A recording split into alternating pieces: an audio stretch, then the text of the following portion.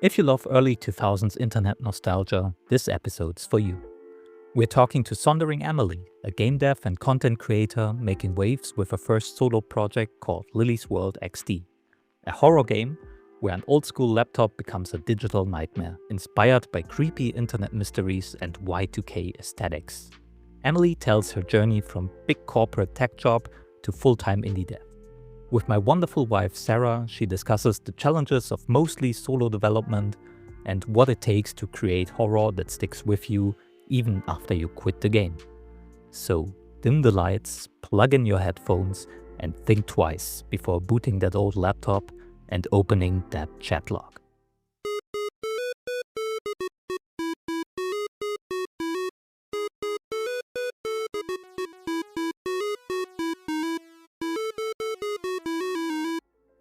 Hi, my name is Emily. I am a Los Angeles-based game developer and game dev content creator, and I'm currently working on a horror game called Lily's World XD. Emily, nice to have you on the show. It's so good to have you. Yeah, I'm super excited to come here and talk a little bit more about what I'm working on. Nice. Yeah, you work on Lily's World XD currently, a psychological horror game where everything takes place on a computer screen. On Steam, it says release date is still to be confirmed. So my question to you, of course, at first, where are you at with development, and do you already have a release date in mind?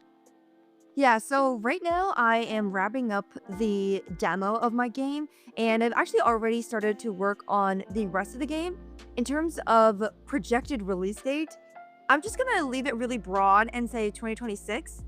I once listened to a talk by the people who made Supergiant, and they said, we don't say when we're gonna release until we are 100% sure. And I'm going to take that into consideration as well. If you don't say the release date, you can't be late. That's true. How do you feel about Lily's World XD in its current state? Very stressed every single day, but also incredibly obsessive. Ever since I started working on this game, it has become my entire life, and I love it so much. I love to talk about it to everyone who is willing to listen, even people who are not willing to listen. I really enjoy working on it and being creative. Because this is my first solo development project, or I'd say mostly solo development project, I have the freedom to just be as wild and creative as I want. Before this, I've only worked in teams, and while that definitely has its pros, I think one pro of being solo developer is that you can really make the project all your own and really like put your creative touch in it, and what you say goes. So that has been a new but exciting working experience, and I'm just super excited for people to play it, but also incredibly nervous. Can imagine. Can you describe your game to us? Like, what do players see? What do they hear? What mood do you want to create? And also, what are we as a player supposed to feel?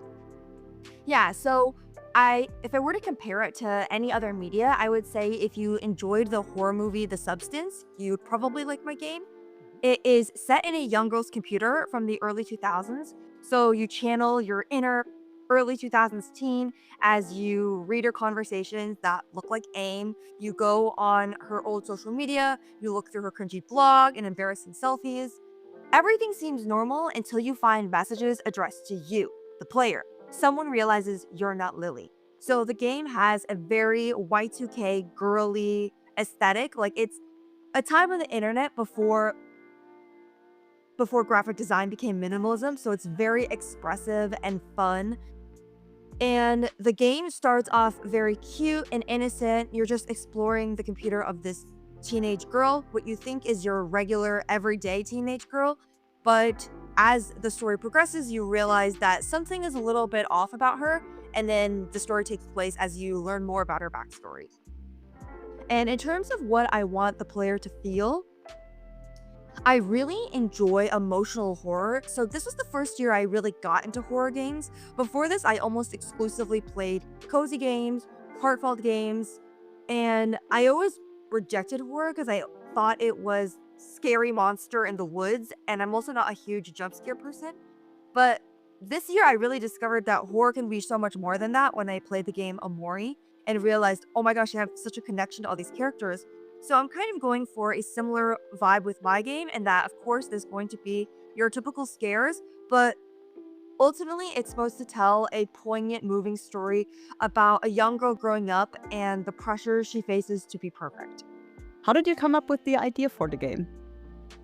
Yeah, so I've always been really into horror YouTube videos. Like I love to watch like hour-long compilations that go something like what happened to Reddit user r slash da da da da da.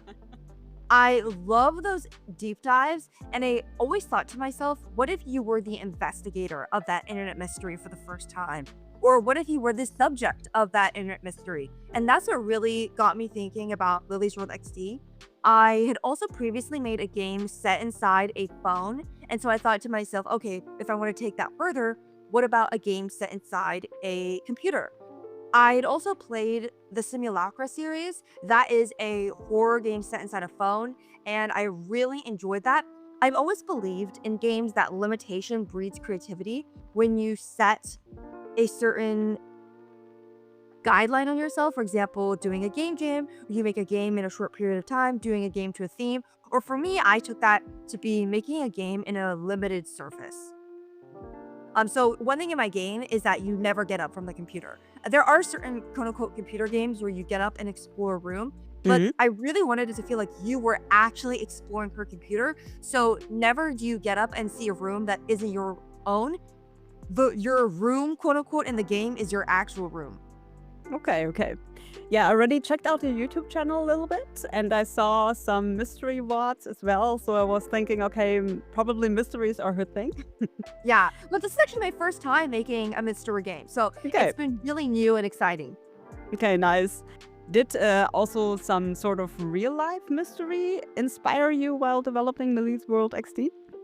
Yeah, so one thing that you may notice if you go on the Lily's World XD Steam page or play my demo that is coming whenever, that Lily looks kind of familiar, and that's because she's me. So it uses real pictures of the young girl, which are of me. I dug through my old social media and cringy blog to find essentially the most embarrassing pictures of me, which are all in the game. I have always been someone who self-inserts myself in every game I've ever made. So if you play any of my past games, I am the main character, I am the side characters. They're just different parts of me. And that is truly the same with Lily's World XD 2, especially because it borrows my own appearance. The struggles that Lily goes through as a young girl definitely mirror my own. You know, it's about a young girl who's very chronically online. I was also very chronically online, expressed herself too much on the internet. I did that. But also talks about like her insecurities, things that she feels, dreams that she has for when she's grown up that really near my own. I grew up in a mostly white area, and I felt very othered because I was Chinese, and I also dreamed of growing up and escaping my hometown and becoming a writer, which I guess I did. So good job on me for that. But it really does mirror a lot of my own struggles, which I think make the game feel even more personal and will hopefully make you relate to the character even more. One, I guess, philosophy I have in making games is I always choose to tell a very particular story. So instead of trying to tell a story that appeals to everyone, I tell a story that is just very, very, very specific to me. But I think in going so gung ho into a very particular, maybe even niche type of story, it can relate to more people because the emotions are that much more raw and authentic. Hmm. What feature in the game are you most proud of? Ooh, that's a good question. Honestly, okay, so when making this game is my first time, or not my first time, but it's okay. So I learned how to code in high school. Then 9 years passed, and I did not code once in those 9 years. So when I was making Lily's World XD, I basically learned how to code from scratch. In high school, 9 years ago, I learned JavaScript, and I'm currently using Unity, which uses C. So I'm just proud of the fact that the game works. I don't even know if I have a particular feature that I am most proud of because I'm just proud of the fact that I was able to code the thing. I purposely chose a game that didn't have any physics. Like I knew my limitations going into it as someone who hasn't coded in 9 years. So that's why actually part of the reason they made the game set inside a computer screen, because all of it works with just UI elements. You double click on an application and then it opens up. So yeah, not a particular feature, but just, oh my god, you can actually play it is already amazing to me. But amazing, it works perfect. You kindly let us play the demo version as well. So me and my husband, we really got hooked on the game and we cannot wait for it to come out. Oh, thank you. What feedback did you receive so far from showing the demo around? Yeah, so I think one thing, I guess talking about my pros and cons of the demo, I think one thing that is working pretty well with my demo is the storytelling. So the characters do talk like they're in the early 2000s. So like instead of saying T-O, it's like the number 2. Y-O-U becomes the letter U. I love that, was yeah. Yeah, that was a very stylistic choice that I made because that's actually how I typed at the time.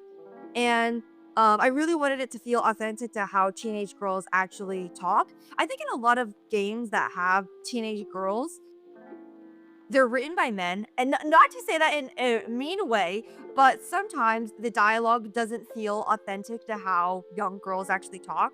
And so it's really important to me to actually capture that voice. So I think like what works well in my game is, first of all, the aesthetic. I think actually, good job, Emily. I think the art is really quirky and fun, and I think the story is really resonant. In terms of things that could be improved that I'm actually improving right now is the game is very much a reading game. Very much a reading game. If you don't like visual novels, you won't like my game.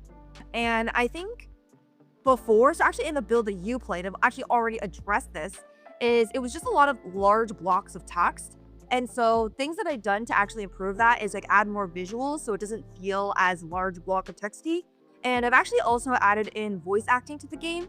So now certain parts are voice acted instead of just text. But that's definitely, I would feel like my biggest anxiety with the game. I am not good at programming, right? So you're not going to see me programming these crazy mechanics that are super interesting. It's just not my strong suit. Definitely my strong suit is writing, but I still want the game to appeal to people who aren't. I understand that not every player is a reading type of gamer, right?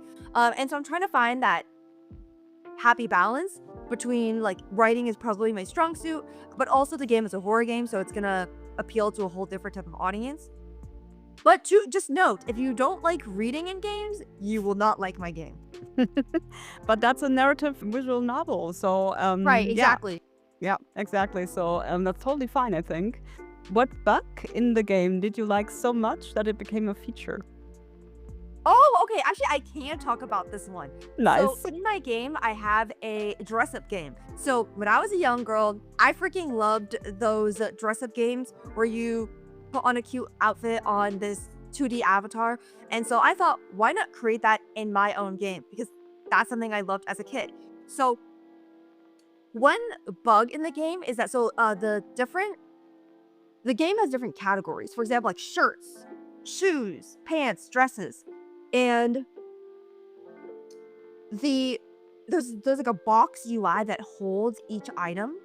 And one bug in the game is that sometimes the items go outside the box.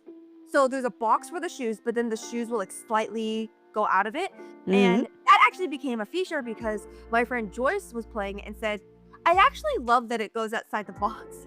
Because she said she felt that was very reminiscent of the time. Because like these dress-up games were not, this is no Infinity Nikki, right? Like they were kind of buggy and weird. And so after she said that, I just thought, let's keep it in the game.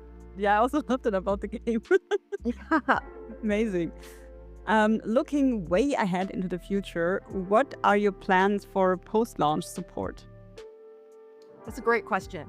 So one thing that I am heavily debating in my game, but I really want it to happen, is localization. Realistically, I'm not going to be able to localize before launch because I am one person working on this game. But one thing that I don't even want to say right now that I will bring localization. The game is terrible to localize. I guess to put it at that, there is a similar game called Hypnospace Outlaw that also takes place inside a computer. It is very wacky looking like mine. And I was like, okay, how did they localize? Because they're going through very similar struggles to me. And they said, we decided not to localize because it was way too hard. Mm-hmm. So I'm going to figure out whether or not I can even localize my game after launch, because a lot of the puzzles have to do with like the English language, and also just like my game is difficult to localize because it has so much slang in it. So that is going to come post-launch. I also really want to have merch in the game. TBD on what that will be, but I just feel like because my game has such a fun aesthetic, it should become merch, whether that's like keychains or stickers. Actually, I already made a sticker set for Lily's World XD, and I'll be Nice. giving it out at GDC. So if you see me at GDC, ask for one. I will give you one for free. And I guess this is like so far in the future, probably not going to happen, but a pipe dream. But because Lily's World XD is so story based, I would love for it to become another form of media, whether that's a movie, a comic, a show. I honestly don't know, but there were these movies called Missing and Searching, and they take place entirely in a computer, and I just feel like I could be that spiritual successor of that. Nice. Oh, lots of plans. Amazing. Yeah, lots of plans. I'm going to be really busy after launch. I see Flipping that. and doing so much. But it seems like you love being busy, so I love being busy, and that's very true. I am obsessed with being busy to possibly the detriment of my mental health, but I do have that tendency. nice. Let's talk about you as an indie developer. How did you get started in game development? Yeah, so I have always enjoyed storytelling in games, and when I was in high school, I loved watching gaming YouTubers play The Last of Us or any other story-based game. And it really blew my mind that games could be a vehicle for powerful storytelling. When I grew up, I always thought games were a boys' thing. You shoot scary monsters, and I thought, okay, that's not for me. But again, when I discovered The Last of Us, I realized, wait, games can truly be fantastic and powerful and moving. And I'd always had it in my mind that I loved video games. So at the same time, I also knew around late high school that I wanted to be a writer and I wanted to study English in college. And I did not know what medium I wanted to be in. My first year of college, I actually interned at NBC and I didn't like it. And I thought, maybe this is not for me. And in my junior year, I discovered that UCLA had a game development club. And I thought, I freaking love video games. I love writing. And maybe this is my time to make my mark. At the time, the club was just computer science majors. It was actually under the computer science wing at UCLA, which is where I went. So I was basically the only humanities major, definitely the only English major at the club, but I quickly just fell in love with making games. I did my first game jam, loved it, then did game jams all the time. And yeah, it was the first time in my life where I felt like, okay, this is what I want to do for the rest of my life. Like, I now know what I'm going to do. So I interned at a mobile game studio, just worked on developing my own games. And in terms of like how I fell into this as a career, long story short, after college, I actually worked at Meta, so the complete opposite of game development. They'd actually seen that I had experience designing for mobile, and they thought, okay, you could bring that experience into the app as well. Instagram, the app, that's what I worked on specifically. And a couple years went by and I actually really enjoyed it. Then I got laid off, which was quite sad. After that, I worked briefly at Yahoo. I actually designed their games website and it was a contract, so that ended. And I thought to myself, what am I going to do? I freaking love making video games, but games are still going through mass layoffs. So it didn't seem likely that I was going to work in games. I was applying for a lot of tech jobs, getting rejected from every tech job, to be exact. And eventually, I landed a big brand deal on my Instagram. I had a brand deal with Lenovo. It was like the first time I'd ever seen 5 figures in a brand deal. And I thought, maybe I should just go for this. So I told myself, okay, this summer, I'm not going to look for a job. This summer isn't 2024 summer, so very recently. I'm not going to look for a job. I'm going to just work on this. And yeah, now I've been full-time content creator for less than a year, not even that long, honestly. And with this career, I am able to balance indie development full-time. So do you think you will then stay indie, or do you actually want to aim for going back to corporate at some point? Yeah, so my goal is to do this for the rest of my life. And depending on if that works out is what my next steps are. This is something that I think a lot about as a content creator. I have a timeline, as in, I am not going to be relevant forever. And I'm not making FU money right now where I can be retired. That's definitely not in the cards for me right now. So eventually I will have to do something different. So what I would absolutely love it would be if I could do indie game development full time and just kind of have this solo developer thing. I understand that that is a pipe dream. So in terms of what I'm going to do after, if this doesn't work out, I have no idea. I guess I will decide when it comes down to it. Just go with But the flow. yeah, but to be honest, I don't particularly. I mean, I'm open to working in AAA, but I actually don't think that's really my dream. Just because I don't play AAA games ever. I never played AAA games. After I watched the playthrough of The Last of Us, I don't think, like, the only quote unquote AAA game I played is Minecraft, right? And so I don't typically dream of working on a game that I don't play. Although if I were to work in games, I would actually love to work on the storytelling in League of Legends, actually, randomly. I don't even play League of Legends, but like I love what they did with Arcane. And I love what they do with like building universes. That's something that's actually really intriguing to me. But yeah, my dream is just to do this. We'll see how that goes. Cool. What moment in your still short journey as an indie developer will you always remember? Okay, I have a few. The first one was when I got into Gameward's future class. So I've just been making games in my room my entire life. I've never really been I guess like technically, I've never considered myself someone who's entered the games industry, which I know is very ironic because I make games for a living. But, you know, besides that brief stint I had working on a mobile game in college, I've never really worked for anyone in games. I've never had a real job in games. And even the job I have right now, it's like, is it a real job? Kind of, you know? I've never made money for my own games. Fun fact, every game I've ever made before this game has been free. And even when I was working for Yahoo under games, I was designing their games website. I actually wasn't really working on the games. So I don't know. I definitely am a game developer, but have I really entered the industry? I don't know. But when I got in the Game Wars teacher class, it was like that first moment where I felt like, oh, like people are actually recognizing the work that I do, and I'm being recognized on a large scale, like the Game Awards. I've had a really great time being in future class. I know there was a lot of controversy with it, but I think it's very positive. I've loved being in it.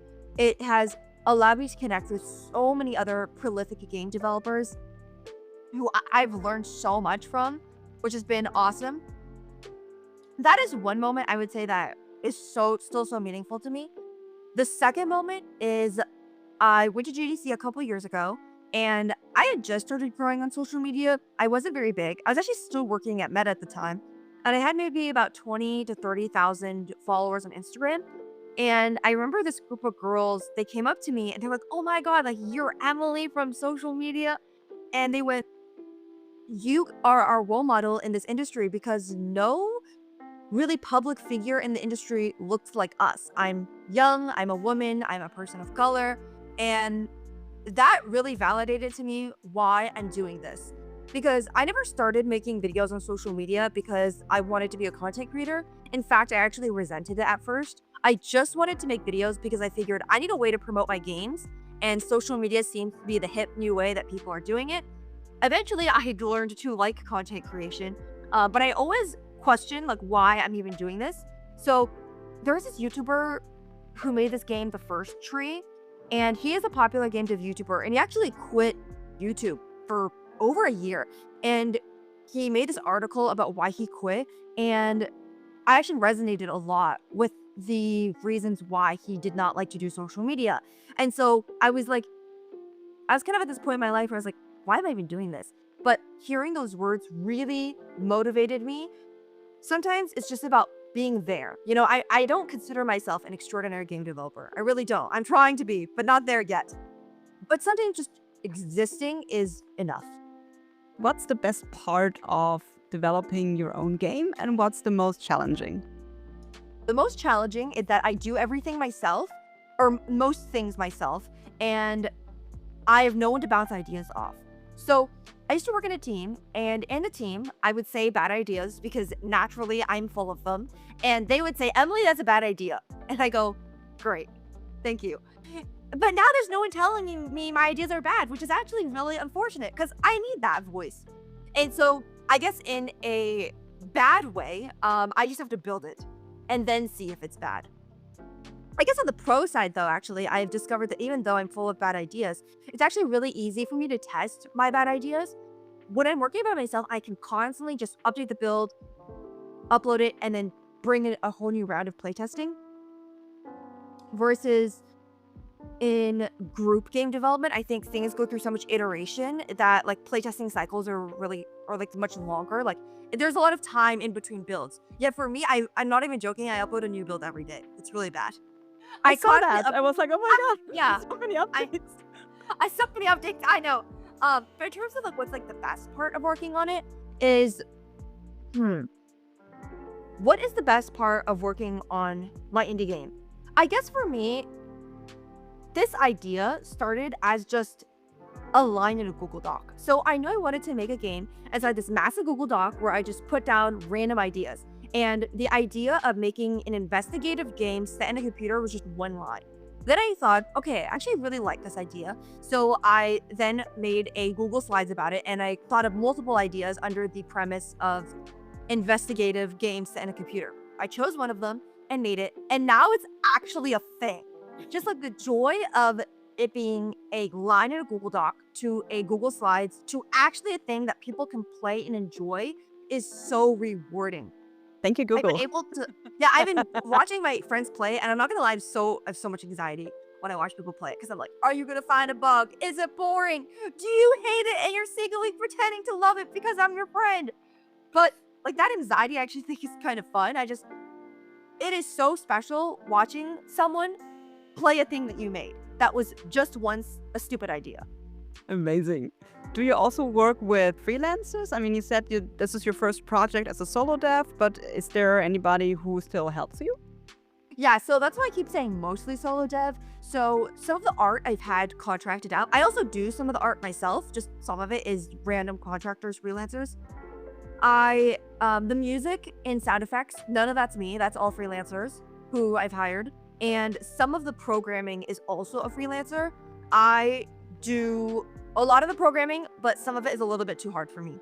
So someone there. I also hired someone to help me edit my narrative. So I write everything myself, but I had someone just look it over for typos or just like, tweaks to word things better. Okay. But in terms of like who's steering the ship, it's me. So like who decides what goes? Me. Who's organizing it all? Me. Nice. Yeah. If you could send a message back in time to when you started developing games, what would you tell yourself? Honestly, okay, I think the biggest thing that every game developer, including myself, is naive about is how hard making games is. I think everyone goes into it very bright-eyed, thinking, oh my god, like I want to be the next Stardew Valley, I want to work in AAA, I want to do this, do that. And then they start and it's like, oh my god. The reality of making games is nothing like what you think it is. And you have to learn to love the reality and not the dream. That being said, I would not tell that to my younger self because I think it's good to be delusional. If you knew how hard it was, you may not start. But in terms of what I would tell my younger self, I had a lot of insecurity when I started making games because I was the only English major in a computer science club. I was also one of the very few girls. And in college, there were times where people told me that they didn't think that my ideas were good. And I felt a lot of anxiety about that because I'm just trying to navigate my own creative journey. And to hear people say that they didn't think I was going to make it is obviously really disheartening. And I think what I would tell my younger self is that I don't need to prove myself to them. Because I have experienced, obviously, I am not the next Toby Fox. I haven't made Undertale yet. But, I've experienced some successes in game development, like being on the Game Awards feature class, being on Forbes 30 Under 30. I'd been in gaming accelerators. I built an audience, yada, yada.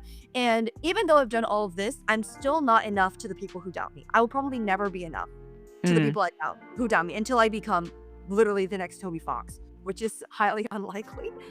And so I would tell myself to stop spending so much energy trying to please those people who will never be pleased.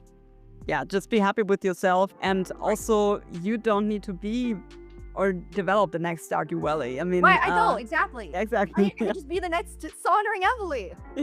Exactly. Based on your experience, do you have any advice for fellow indie game devs? Yes, I feel very strongly about this advice. So I believe that the most common pitfall that aspiring developers make is thinking way too much about things before they start. So for example, what game engine should I start? Obviously, read an article, watch a YouTube video about this, but they will literally debate this for like a month before starting on any game engine. They watch every single YouTube video about how to start making games. You don't need to do that. You don't need, like, people contemplate way too much about where should I start? Just start.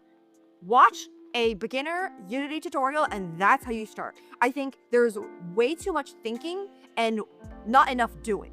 So that is my biggest advice. My second advice is do not make your magnum opus as your first game. Eric Barone Concerned Ape made Stardew Valley as his first game, but it also took 7 years.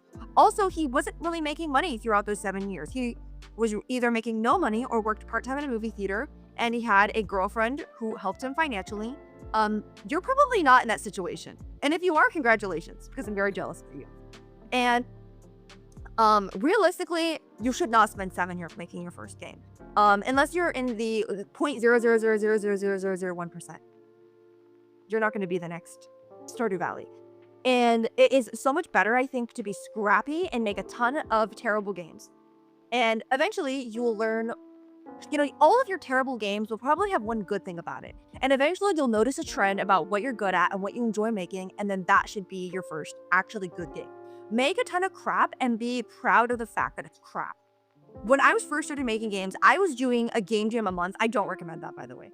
Don't do that. But I don't recommend game I loved it jams. so much. Okay. I loved it so much. And I would stay up way too late working on them because I was crazy and I was obsessive. And I made a lot of crap. And slowly the crap got slightly better. And for me, even though it was crap, I loved that it was bad. I loved making it so much. And I think that's something that indie developers should embrace, making things that are bad. Amazing advice. Yeah. Well, yes, do game jams though. Just don't do one a month because that's crazy. Okay, Yeah. I see. Then there's something you have to clear up for us. So, as far as I know, you have a studio called Sondering Studio, but you also go along by the name SonderingEmily. So why these two names? When I first started making games out of college, I had this idea that I was going to start my own indie game studio with my best friends. And so we were working on this game called Gold Lining. It's been canceled. Okay. Disclaimer. And we even were in Xbox's developer acceleration program for it, which was amazing, by the way. I would highly recommend being in that. The people who run that, amazing people. And that was actually going to be my first commercial game. And it could not get funding. And not only could it not get funding, I started seeing my own flaws and disagreements with the game. And that's actually, by the way, when I was going through this whole crisis about should I even be a game developer? Because at that point, I'd spent 2 years on a project that I truly felt was never going to come out and that I no longer even wanted to work on. And I had this realization that I'm supposed to be making games because I love it, and it was making me miserable. So when I first started started Sondering Studio, a little bit after Sondering Studio was when I made my Instagram. I named it SonderingEmily because I wanted to share my thoughts about game development and not have it tied to my studio necessarily. Because the studio is supposed to promote the game that I'm working on. SonderingEmily is just promoting the game that I'm working on, but also other games I really like or opinions I have about the industry, right? So I just called it that to give that slight deviation. But last July, actually, when I started making Lily's World, was when I decided I was going to leave Gold Lining, which was a very difficult decision. And when I left Gold Lining, that's when I decided I'm going to go solo dev. And that's when I decided I was going to go by SonderingEmily because that's the name I'd kind of already built for myself. And Sondering Studio is a thing with my friends. And of course, I didn't want to take the name when they weren't involved in it. Also, they co-own the company, so that wouldn't even make sense. So I started my own company, SonderingEmily, and that's what I'm going by from now. So Sondering Studio, it's a little bit dead right now, I guess is what I'll say. Okay. So you will continue as SonderingEmily then? Yes, right now. Okay, nice. I also saw that with Sondering Studio, you also made a game called A Taste of the Past. You were involved in that development as well? A Taste of the Past was a game I made in college, and it was just a game jam game for Ludum Dare, a 3-day game jam. The theme was deeper and deeper, and so our team's interpretation of that theme was a train card that goes deeper and deeper in time. So the game is a narrative side scroller where a young girl copes with the loss of her mother through cooking Chinese food. So she finds herself in a train full of her ancestors, and as she goes through each train car, it goes deeper and deeper in time. So you talk to her grandma, then you talk to her great grandma, great great grandma, and so on. And that was the first game I've ever made that I thought, okay, that was actually not crap. Eventually, you'll find your game that's not crap, okay? And I actually remember when I was about to press submit on the game, I told my team, I'm not gonna lie, guys, I don't even know if this is good. I have been so in the weeds of it's really hard, I think, when you're making a game to tell if it's good. I had no idea if Lily's World is good still to this day. So I released it, and the feedback was really good. People were saying that they cried while playing the game, which was shocking to me. I'd never written something that had made people cry. People said they loved it, and that's when I had the idea, okay, we should turn this into a real game on Steam instead of just an itch.io release. So we cleaned up the bugs, we added a new scene, updated some of the art, and then just put it on Steam. And that's when I had the idea, we should go under a name. Because I'd been making games with kind of the same people over and over again, and I didn't want to name every single person's name as the developer. I thought we should come up with a name. So Sondering comes from the word sonder. It means the realization that every passerby has their own unique backstory. So it's kind of the message is that every person has a unique story to tell. And I kind of love that message because in a lot of the games that I make, it's not about people who are extraordinary. It's not about, people who have insane superpowers or are the chosen one. Even now, Lily in Lily's World XD is a normal teenage girl. And that's the same with our character in A Taste of the Past. So we thought of that as a name and we just put it on Steam, didn't really think anything of it. And to my absolute surprise, people really enjoyed it. It's been played 120,000 times, which is just insane to me because it's just a little game jam game. Like, we didn't take it seriously. There was no marketing behind it. We just made it, we put it on Steam, and we prayed that people would like it, and they did. And yeah, that game honestly has helped me so much. It's what led me to getting into the Xbox Acceleration Program. It has definitely contributed to my social media. When I first started making videos, I could say I made A Taste of the Past. And it was crazy because comments were like, you made that game? I knew that game before I knew you, and I loved that game. And yeah, it's helped me honestly so much. And I'm really proud of it to this day. And honestly, I have not made a better game to this day. But hopefully Lily's World XD will take the spot. How different or similar is it to Lily's World XD? A Taste of the Past is a very heartwarming game, and it's got beautiful art, a touching story, and Lily's World XD is fucked up. So that is where it's very different. Again, I never made horror games until now, and so it's really, really different, I guess, in its genre. Even though they're both narrative games, like Lily's World XD is supposed to scare you and be creepy and be really immersive. But in terms of actually what's similar, I think a lot of people will be surprised by its similarities. Both have very actually heartfelt stories. I think that's something that as I was making games, I realized that's something that is my strength. And so they're both very, very character-driven stories. They're both very raw and honest and real. And they're both supposed to have you connect with the player. So I don't really like horror games that are just jump scare and you have a frightening night. I like horror where you're emotionally invested. And in A Taste of the Past, you're very emotionally invested to the main character. And now as an indie dev, where do you get support from, also financial support? So where I get financial support is actually my content creation. So that funds my game right now. I applied to a couple grants. We'll see if that happens. That'd be great because I do need a little bit more money to make Lily's World XD. I've also been talking to publishers, but I'm currently very, very undecided about that. Why is that? I'm considering self-publishing. That's why. Okay. think that Lily's World XD is really good, and I think I could do a good job publishing it. So that's what I'm considering that. In terms of, I would think, emotional support, I have a Gamedev meetup that I usually host every month and a half, where a bunch of developers and I in Los Angeles go and meet up and we get boba and dinner. That's been really helpful because as a solo dev, I just in my room all the time by myself. So that's been really helpful. My roommate and my friends are very supportive. My audience is obviously very supportive. It's been really great. Like, for example, my most viewed video about Lily's World XD has over 5 million views, which is just crazy. Oh my to think about. god. I am still in shock that that video has so many views. People who've helped me playtest, thank God. My freelancers, thank you for tolerating me. I'm very neurotic to work with, and I'm sorry.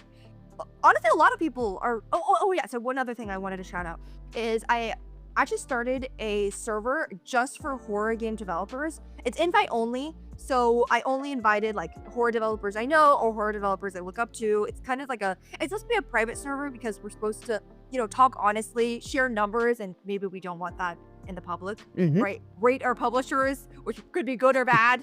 And that's actually been super, super helpful. For example, last week we watched The Substance together, the horror movie. Oh, So it's been great having these little community events, and also we can ask each other for advice. I mean, honestly learned so much from the people in that server. It's been really, really helpful. That's a really great idea. Love that. So you're based in Los Angeles. What's unique about the indie game development scene in your area? That's a great question because I don't really talk to a lot of developers, to be completely honest, in real life. I talk to a lot of developers online. I would say I'm not super involved in the indie game community in LA. I have a lot of indie game developer friends, but we talk a lot on Discord. Like, actually, when I think about it, like, how many indie game developers do I know in LA who are doing it full-time besides me? And who are my friend, like, not just someone that I've met at an event or like sort of know? Only one person. Oh, wow. I'm friends with Code Parade, the YouTuber, and he also is making indie games. So that's the only person I know. Every other game developer I know is working at a regular job, like working in AAA or working a job that's even not related to game development, and they do it on the side. So my answer is very bland. I'm sorry. I do not know. Don't worry. That's okay. I think that the indie dev community is, I know Seattle has a very vibrant indie developer community. I've actually visited Seattle before, and I met a few of the indie developers there, and they're great. Random tangent. I visited Seattle, and I visited the Another Crab's Treasure Agro Crab office, and their office is the coolest office I've ever seen in my life. It's so hip. So Another Crab's Treasure and Agro Crab, like their whole thing is crab, right? So they have like crab everything. They have a crab chair. You can sit on a crab there. They have a crab neon sign, crab figurines everywhere, like crab everything. And it's so cool. And I'm so jealous that they have an office like that because this is my office. Every single day I just sit here in my own bedroom and work. And I think it's really cool that they have this creative space. That's amazing. Yeah. Will you get something like that as well for your office? Probably. Well, okay, my office is my bedroom, Yeah. which by the way is not healthy. I don't recommend that at all. It's just the way I live in a small apartment, okay? So it has to work like this. Eventually I would love to have a space, but that's when I have more money. So TBD. Coming soon, maybe. Let's see. Come soon, maybe, yeah. Looking into your game's future, what's your vision for Lily's World XD? My vision for Lily's World XD, I think this is something that I did not see when I first started, but seeing now. Obviously, my game can appeal to any gender, but I really do think that it hones on issues that are a bit more specific to women. In that it talks about like beauty standards, growing up, crushes. I mean, this is something that affects everyone, obviously, men and women and those in between. But I think that the way that I've written it is a little bit more centered to a female audience. And so I guess like my vision is I want this game to be something that teenage girls can play and feel like they are heard and seen. Because when I was a teenage girl, I did not feel heard and seen. I remember growing up, there were YouTubers that would say, like, everyone's beautiful. But that didn't relate to me because people told me I was ugly. Oh my Everyone's god. beautiful, but people told me I was ugly, right? Mm. And so I really want this to kind of be comforting to teenage girls because it's someone who does feel ugly and admits it. And it's not glamorized, it's just the truth. And I think that's something like it's very realistic to how life actually is. But ultimately there's going to be a good message. It's not that you're ugly and that's all you can do about it. The game is also very much about female friendship and how women can empower each other to love ourselves despite our flaws and say F you to society standards. It's a warning about the downfalls if caring about your appearance too much and the dangerous extent some people go to be beautiful. I think especially in this like very social media world, so many people I know have plastic surgery. So many people I know get, $1,000 facials, and everyone's entitled to what they want to do with their body. But it is really hard to grow up with and feel like you have to meet this standard that even the most beautiful women in the world don't meet because they get plastic surgery, facials, they have access to all these resources that you don't have, right? And it's very much about that feeling. And it's about that feeling and why you maybe should care less. And all of the wonderful things about life that have nothing to do with how beautiful you are and what you look. Oh. Yeah. No. Oh, Yeah. that's a great So- message. Yeah. Yeah, that's like definitely what my vision for the game. I would say also like another vision I have for the game is that I don't like the internet, to be honest. And I say this very ironically because I'm someone who makes money through the internet by being on social media. But Yeah. I actually don't like social media. I like making videos, but I hate posting them on social media. I hate thinking about followers and views and likes. And I also feel like every social media is kind of the same. Variations of the same thing. And it's so commercialized and homogenized, and it just doesn't feel expressive anymore. And when I grew up on the internet, it felt so fun and free. People made things just to make things and not to be a side hustle and to make money off it. And I really miss that era of the internet where it felt unadulterated and fun. And so I think another vision I have for the game is to recreate that feeling. Of course, my internet is not going to be as expansive as the real internet because that would be crazy. But in the game, you go on forums. I recreate AIM. I recreate Friendster, if you remember that. If you remember Oh that. my god. So I think that would be a really big treat to the older audience of my game. I see. Really, really cool. Yeah. Emily, aka SonderingEmily, is currently developing her first game, the psychological horror game Lily's World XD. Release date, should we say 2026? Hopefully. Hopefully. Emily, thank you so much for being on the show. That was amazing insight from you. Yeah, thank you so much for having me, and thank you for all the insightful questions.